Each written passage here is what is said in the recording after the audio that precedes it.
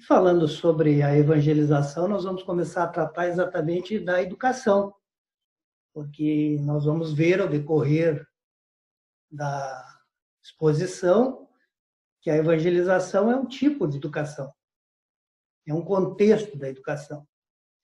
E para falar em educação, eu gostaria de citar primeiro o Orhan Herish Pestalozzi, que nós sabemos foi o mestre que educou Hippolyte Léon Denis Rivail, que mais tarde assumiria o pseudônimo de Allan Kardec. Então, Kardec foi estudar em Verdun, na Suíça, numa escola que pertencia a Pestalozzi, que desenvolvia um modelo de educação diferenciado para a época. Ele já, naquela época, ele traçava novos rumos para a educação.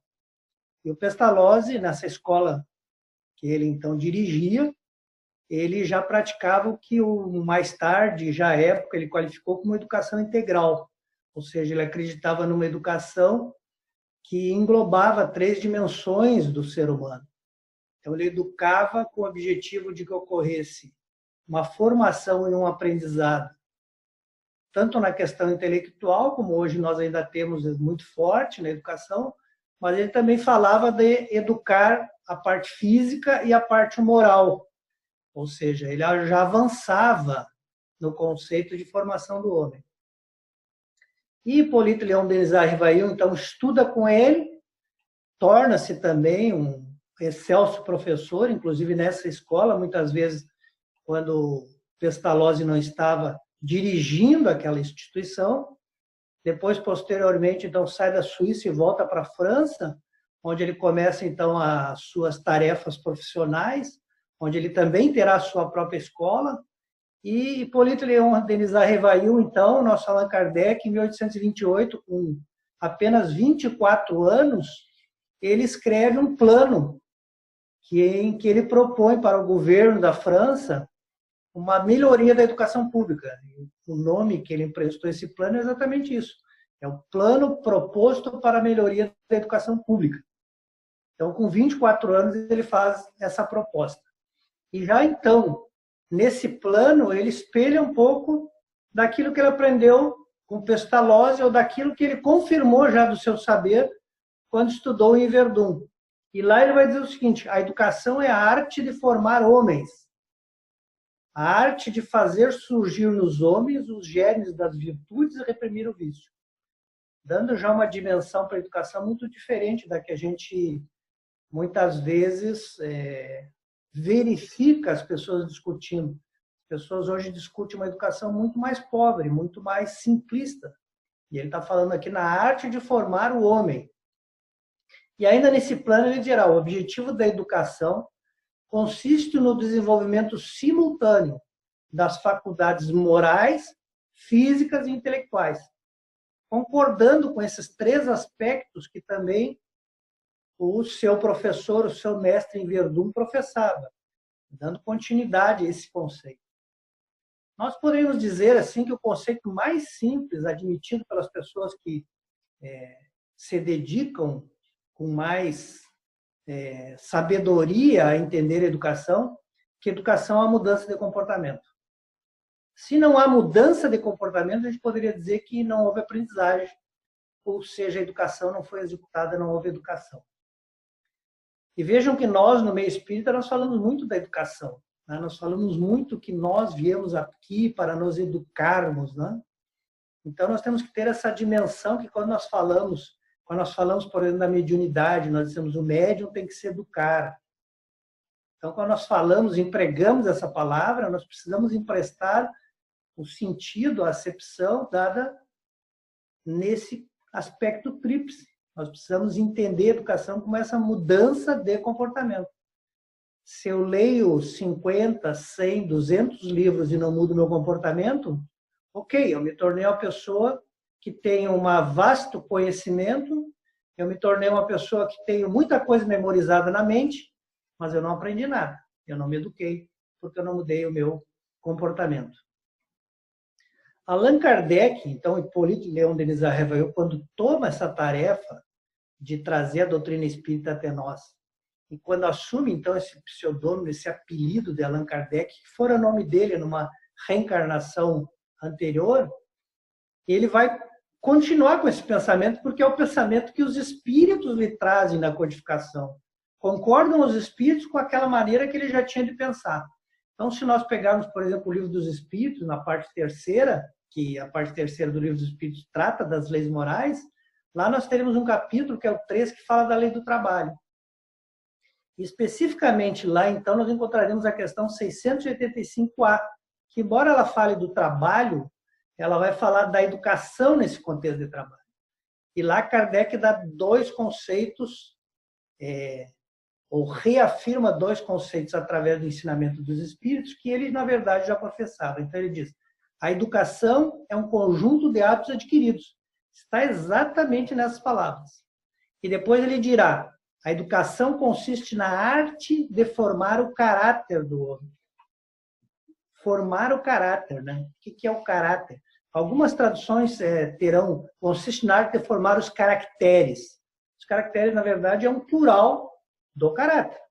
Então, está se falando da mesma coisa. O que é o caráter? É o conjunto de características que uma pessoa tem. Claro que se emprega a palavra caráter ou caracteres sempre no sentido de formar o melhor caráter. Ou seja, que essa pessoa tenha as melhores características que poderia ter. Então, ele está dizendo, a educação consiste na arte da gente formar um indivíduo de bom caráter. É basicamente o que ele está dizendo nessa questão. E na mesma questão, ele nos mostra que, na verdade, existem três concepções e faz uma distinção entre as três para evidenciar que ele quer falar dessa educação que forma o caráter, quando ele cita esses três tipos de educação que usualmente as pessoas tomariam, mais na época, claro, né? Mais na época em que ele viveu, as pessoas tomariam por conceito quando fala educação. Então ele diz, existe a educação intelectual, que mais propriamente nós hoje chamamos de instrução. A gente sempre tem que diferenciar o vocabulário da época para o nosso vocabulário, que é muito tempo depois, é num país diferente, num contexto diferente, numa formação cultural diferente. Então, para a época, para aquele momento das pessoas que discutiam educação, ele divide a educação intelectual como um tipo de educação. Aí ele fala de uma educação moral pelos livros, que nós podemos imaginar que é quando você aprende a moral, mas só estudando. Por exemplo, quando nós nos debruçamos sobre o nosso evangelho, nós estamos adquirindo uma educação moral, mas é pelos livros. E em terceiro, então, ele fala dessa educação, que é a educação que ele sempre tratará na obra, que é a educação moral que dá hábitos. Essa palavra hábitos muito me interessa relacionar com a educação que muda o comportamento, porque se resume na mesma coisa. Quando nós mudamos o nosso comportamento, nós criamos novos hábitos. E é importante também as palavras hábitos, porque o hábito fala de uma conduta que eu me acostumo a realizar, uma conduta que eu passo a ter, mas eu passo a ter quase que espontaneamente, porque eu já estou habituado a fazê-la. Ela é a palavra que contraria o vício, que é quando também eu estou acostumado a uma conduta, mas essa conduta é negativa, é pejorativa, me prejudica e prejudica os outros. Então, a palavra hábito ela é muito interessante de ser colocada nessa mudança de comportamento, porque ela é quase complementar. Então, a educação moral muda o comportamento para que o indivíduo adquira hábitos, para que ele deixe de exercitar os seus vícios. Porque você tem que deixar os vícios para adquirir novos hábitos salutares. Então, é muito interessante. E obras póstumas, Kardec vai dizer que é pela educação mais do que pela instrução que se transformará a humanidade. Novamente fazendo essa distinção de que existe uma educação que é mudança de hábito, mas que existe outra, que chama instrução, né? Que é uma educação pelos livros que não está comprometida com o comportamento humano, com essa mudança de comportamento. Indo mais adiante, nós citaríamos Joana, complementando esse conceito. Joana de Ângeles, que no livro Psicologia da Gratidão também fala sobre educação. E lá ela diz uma frase assim, a aquisição de hábitos saudáveis, veja que nós já tínhamos trabalhado com a palavra hábitos, relacionando a Kardec. Agora, Joana fala em hábitos saudáveis, para reforçar esse conceito de que hábito é é um comportamento da pessoa que tem um caráter bom, um caráter reto. Então, ele diz, a aquisição de hábitos saudáveis, edificantes, e a transformação das tendências dão-se por processos educativos, especialmente aqueles de natureza moral. Ela também concorda que existe processo educativo, mas que existe um tipo de processo educativo que é de natureza moral. E ela está dizendo que isso é educação, né? Essa aquisição de hábitos saudáveis. E ela arremata dizendo, sendo a educação o processo de criar hábitos saudáveis. Então, vamos ficar com isso na cabeça, a educação como um processo de eu adquirir hábitos saudáveis, que é um conceito interessante. Muito bem, como é que eu adquiro hábitos saudáveis? Qual é a forma mais rápida ou mais que seja realmente mais fácil eu adquirir esses hábitos? Que realmente me faça de uma maneira mais rápida, uma maneira mais produtiva eu mudar meus hábitos. Vamos começar pela educação popular, pelas máximas populares, né? Pelas máximas populares, a gente já de cara observa que para eu educar alguém, vale muito mais o ato do que as palavras, né? Às vezes a gente pensa que se a gente pegar, por exemplo, a criança que estamos educando, pode ser o aluno, pode ser o filho, ou que nós pegarmos o adulto que estamos educando e falar, ou botar ele ler, ele vai realmente mudar o comportamento. Mas, na verdade, a gente tem na máxima popular que diz a palavra convence, o exemplo arrasta. Então, vejam, já pelo dito popular, que não é uma ciência, né? É aquilo que a gente, da observação, acaba concluindo que é fato. A gente já se percebe que falar, muitas vezes não vai convencer ninguém a mudar. Mas o nosso exemplo é uma coisa que faz os outros mudarem. E vejam que até quando a gente não está trabalhando com educação, mas com adestramento, a gente faz pelo exemplo. Né? Quantas vezes a gente vê cenas engraçadas de alguém que quer ensinar alguma coisa que seu animalzinho de estimação, seu cachorrinho quer fazer, e a pessoa faz para o cachorro ver, para o animalzinho ver como é que se faz. Quando nós vamos ensinar, por exemplo, uma caturrita, né, a falar, a gente fica na frente dela falando, dando exemplo do que a gente espera dela. Então, mesmo quando a gente dá um passo atrás, que é o adestramento, a gente já trabalha com exemplo. A gente já trabalha com essa significação. Então, a maneira mais eficaz, talvez, de se fazer realmente educação é exatamente o exemplo. E outro dito popular que a gente usa bastante, que também tem a ver, e que também nos traz a comprovação de que o exemplo é significativo, é quando a gente diz a fruta não cai longe do pé. Especialmente quando a gente se refere a alguém que ficou muito parecido com o pai e a mãe, que passou a ter um comportamento similar, muito parecido com aqueles que foram os que lhe educaram. Então a gente diz, fulano é uma pessoa maravilhosa, assim, mas que nem o pai dele, a fruta não cai longe do pé. Né? Ou quando a gente pejorativamente fala de alguém, mas fulano tem uma conduta que não é muito correta, mas o pai também tem, a mãe também tem, né? A fruta não cai longe do pé. Então, só tomando a sabedoria popular, se pode chamar de sabedoria, né? A gente já consegue ver que o processo de eu conseguir fazer outra pessoa mudar o comportamento parte do exemplo. Mas o que diz o Espiritismo sobre isso, que é o que nos interessa? Muito bem, eu vou fazer uma reflexão acerca de uma frase, que é uma frase que é dita por muitas pessoas, que teria sido uma frase dita por Emmanuel, mas na verdade ela não foi dita exatamente da maneira que as pessoas repetem. Tá? Então, vou falar afirmação. A afirmação que as pessoas costumam dizer que a maior caridade que se pode fazer pelo Espiritismo é a sua divulgação. Volto a insistir, essa frase é atribuída por Emmanuel, mas Emmanuel não falou bem isso. E é isso que a gente vai ver aqui. Então, lá, segundo, quando as pessoas falam dessa afirmação, que é atribuída a Emmanuel, mas que não é dele, né? Que se criou como conceito no meio espírita, que essa frase seria dele. Né? Eu não sei também quem é o autor da frase dessa forma concebida. A gente normalmente se refere à divulgação do Espiritismo através da palavra. A gente fala, mas a maior caridade que a gente pode fazer pela doutrina é divulgar ela. É colocar no Face, é colocar o vídeo no YouTube, né? É fazer exposição doutrinária, é levar o livro até uma pessoa para ela poder ler. Se a gente está falando sempre de palavra, palavra, palavra para lá, palavra. Mas o que nós queremos mostrar aqui é que esse não é um conceito espírita. Então, vamos avançar no nosso raciocínio lendo a frase verdadeira, né? A frase que realmente Emmanuel disse.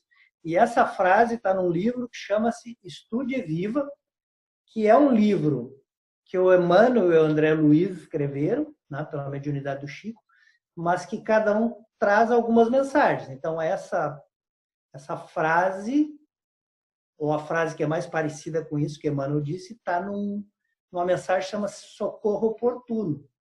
E o que Emmanuel diz realmente nessa frase? Ele diz assim, ó, lembra-te deles, os quase loucos de sofrimento, e trabalha para que a doutrina espírita lhe estenda socorro oportuno.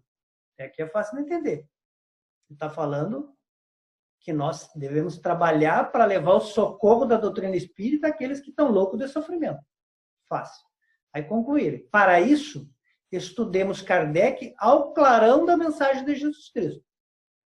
E seja no exemplo ou na atitude, na ação ou na palavra, recordemos que o Espiritismo nos solicita uma espécie permanente de caridade. A caridade da sua própria divulgação. Vejo que a frase é bem mais complexa que o nosso Emmanuel está utilizando. Então ele diz, ó, estudemos Allan Kardec ao clarão da mensagem de Jesus. E seja no exemplo ou na atitude ou na ação, e também na palavra, recordemos que o Espiritismo nos solicita a caridade da divulgação. Eu vou ler essa palavra preservando somente aquela parte da frase que nos faz chegar mais facilmente à conclusão que eu quero mostrar aqui. Basicamente, o que Emmanuel está dizendo é que o Espiritismo nos solicita a caridade da sua própria divulgação no exemplo ou na atitude, na ação ou na palavra. Veja que ele cita 4 formas de nós divulgar. Somente uma é a palavra. As outras 3 formas que ele está nos reclamando que a gente deve divulgar o Espiritismo é o exemplo, a atitude e a ação. Ação espírita. Atitude espírita. O exemplo espírita. É isso que ele está nos dizendo. É isso que ele está nos dizendo que vai divulgar a doutrina espírita. Tá? Bom, nós podemos dizer, bom, mas essa é uma maneira de ver. Será que realmente é assim que pensa o Espiritismo? Muito bem, então eu queria citar um segundo exemplo para reforçar. E esse exemplo, ele vem da Revista Espírita de junho de 1869. Vejo que em junho de 1869, Kardec já tinha desencarnado. A revista continua a ser publicada, mas ele já tinha desencarnado.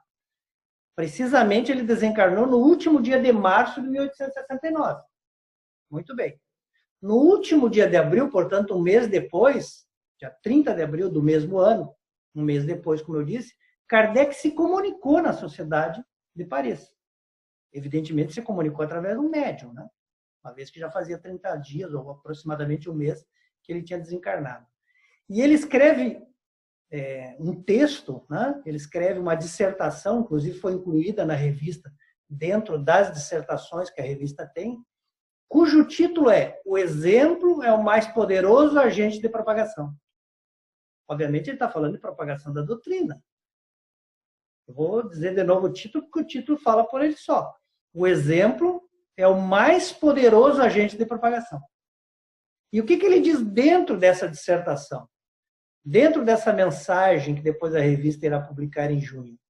Ele diz assim, as brochuras, os jornais, os livros, as publicações de toda sorte são meios poderosos de introduzir a luz por toda parte. Mas o mais seguro, o mais íntimo e o mais acessível a todos é o exemplo na caridade, a doçura e o amor.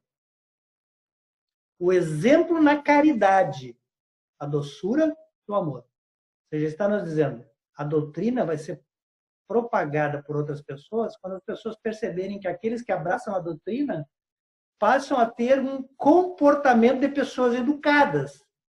E que essas pessoas educadas praticam a caridade, a doçura e se amam. É isso que ele está dizendo. É isso que vai fazer com que as pessoas olhem para o lado e dizem, pô, meu vizinho é um cara tão bom, é um cara tão reformado, um cara tão educado. O que tem diferente da vida dele? Ah, ele é espírita. Ah, então eu também vou me tornar espírita, porque eu vejo que isso é uma conveniência para mim. Que isso faz bem ao vizinho, consequentemente vai ser bom para mim. Vou citar mais uma colocação que também está no Livro dos Espíritos. Lá no Livro dos Espíritos, também na parte terceira, Kardec fala da prece. E na questão 661 ele diz assim, ó, as boas ações são melhor que a prece, porque os atos valem mais que as palavras. As boas ações são melhor que a prece. Então, às vezes a gente ora para alguém se melhorar, para mudar o comportamento, mas a gente não dá o exemplo. A gente não faz por onde essa pessoa realmente tem um modelo, né, para ela se modificar. E é por isso mesmo que Divaldo, num livro que é muito interessante, porque é de perguntas que foram dirigidas a Divaldo em vários momentos, quem organizou foi a Cláudia Saegusa. Esse livro chama Divaldo Franco Responde, tem o volume 1 e volume 2. As citações que eu vou fazer aqui é do volume 2, onde ele tem um capítulo que fala de pais e filhos. Tá? Já que a gente está falando de educação, pais e filhos. E ele diz, então, que por isso, por ser o exemplo que arrasta, então ele diz, por isso, os pais deveriam ser educados antes para poder educar. Quando não são educados, o que teriam para transmitir? Então, muitas vezes a gente vê o pai se questionando, o que eu faço com meu filho ter uma boa educação? Bota numa boa escola, né? Dou sermão todo dia, grito, esbravejo, o que eu faço? De volta nos respondendo. Se a gente se educar, a gente vai conseguir educar o filho, porque ele vai ser arrastado pelo nosso exemplo, não pelas nossas palavras. Se nós só damos mau exemplo do filho, é por evidente que é aquilo que ele tem para copiar. E nós sabemos que os filhos copiam exatamente os procedimentos dos pais, com muito mais facilidade. Claro que isso não é uma regra, porque o espírito tem o seu passado, tem os seus aprendizados, tem o seu livre-arbítrio. Mas há uma boa parte dos atos que muitas vezes os filhos simplesmente copiam do pai, sem raciocinar, copiam da mãe. E vejam que quando a gente pensava assim, então, primeiro eu tenho que me educar para me educar um filho, como nisso se revela a sabedoria de Deus. Porque Deus quer que a gente se aperfeiçoe, Deus quer que a gente se melhore, que mude a nossa conduta, que nos eduque. E Ele sabe que nós amamos os nossos filhos e que nós faríamos qualquer coisa pelos filhos. Então Ele colocou que essa coisa que nós temos que fazer para que nossos filhos sejam felizes, para que os nossos filhos alcancem a plenitude, seja nós nos reformarmos. E vai ser sempre assim. Não adianta, se nossos filhos já estão grandes, nós vamos educar nossos filhos depois de desencarnados, nós vamos ter outras encarnações, e sempre vamos amar nossos filhos. E sempre para nós atingir o que a gente quer, o que todos nós desejamos, que é ver nossos filhos bem, nós vamos precisar dar um bom exemplo. Ou seja, nós vamos precisar nos renovar. Isso é muito sábio, é de uma sabedoria muito profunda, essa exigência que Deus colocou na questão da educação, de que nós temos que ser exemplo para os outros. Nesse mesmo livro, o Divaldo abre um título, ou a organizadora abre um título, que seria mais justo dizer, onde ela fala do reflexo do comportamento dos pais no caráter dos filhos, afirmando que tem reflexo mesmo. Que o comportamento do pai reflete no caráter do filho. E aí lá discorre sobre por que determinados comportamentos dentro de uma família se repetem por gerações, gerações, gerações e não muda. E a resposta do Divaldo é por causa da cristalização dos atos. O que é cristalizar uma fruta? Quando eu pego uma uva, quando eu pego uma fruta e cristalizo, né? Que é um processo que eu não sou um grande cozinheiro, mas imagino que é feito com açúcar e tal. O que nós queremos? É preservar o que está dentro daquela cristalização que nós fizemos. O que está dentro não vai se modificar. Então, quando ele fala por causa da cristalização dos atos, porque os atos não se modificam.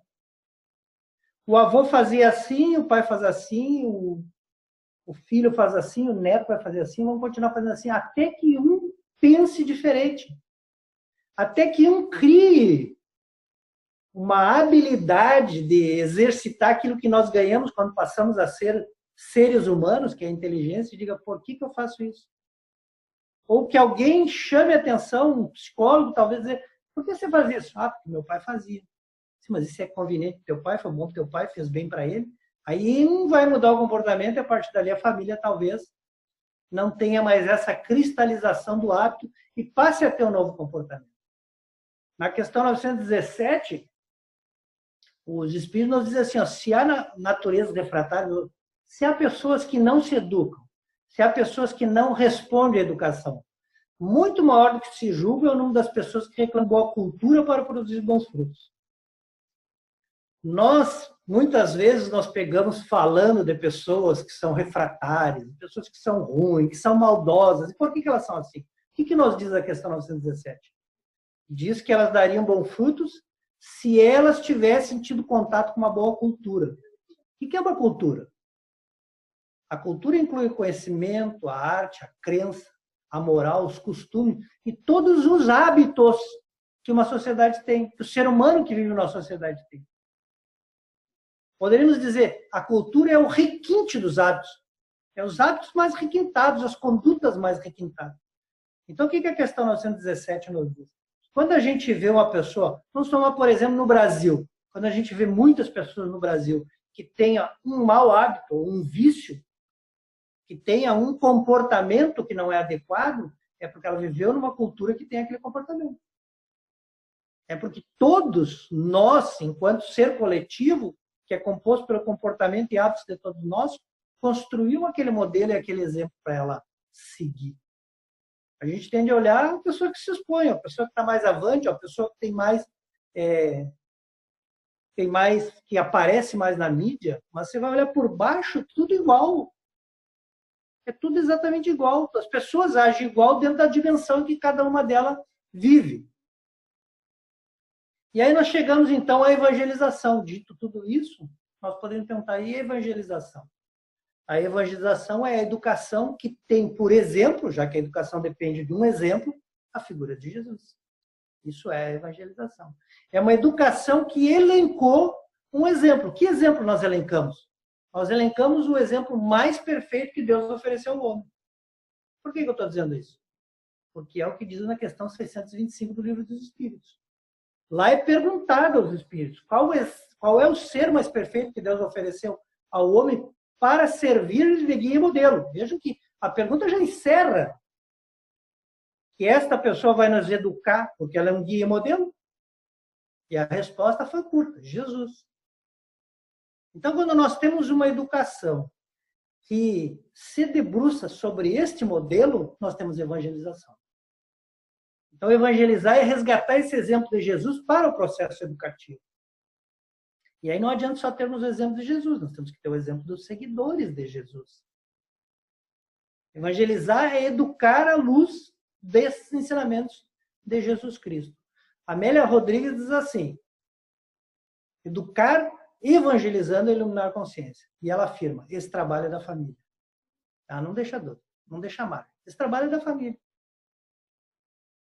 Quando soubermos compreender, respeitar, perdoar e amar dentro da família, toda a humanidade se tornará feliz. Por que a família tem esse papel extremamente importante? Porque é com a família que a determinado ser humano mais vai conviver, mais do que todo o resto da sociedade. A família é onde ele mais vai recolher exemplos, porque ele convive. A criança até os 3 anos ela não tem socialização. Ela só vai começar a se socializar com 3 anos. Então, até os 3 anos ela vive dentro da família. Ela só vê o exemplo da família. Se ela vê o vizinho, para ela, que não faz parte do grupo social dela, ela nem olha, ela nem se apercebe, ela não copia. Então, esse trabalho é da família. Mas Emmanuel também diz no livro Estude Viva, quando ele fala da escola da alma, que ao lado das instituições que tem de educar, encontramos também o templo espírita, que é a escola da alma, nas palavras dele. Então, veja, nós chegamos até aqui, que a educação é mudança de comportamento, é adquirir hábitos saudáveis. Que, para adquirir hábitos saudáveis, nós precisamos de uma alavanca, que essa alavanca são os bons exemplos. E que o nosso exemplo é Jesus.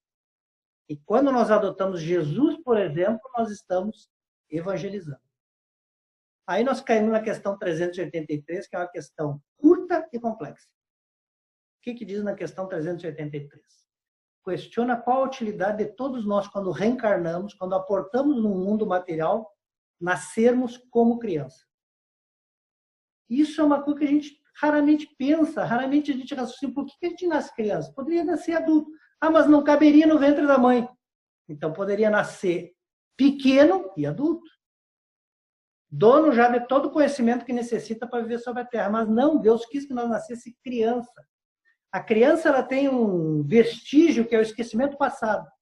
Ela esquece toda a educação, todo o processo de hábitos que ela tinha.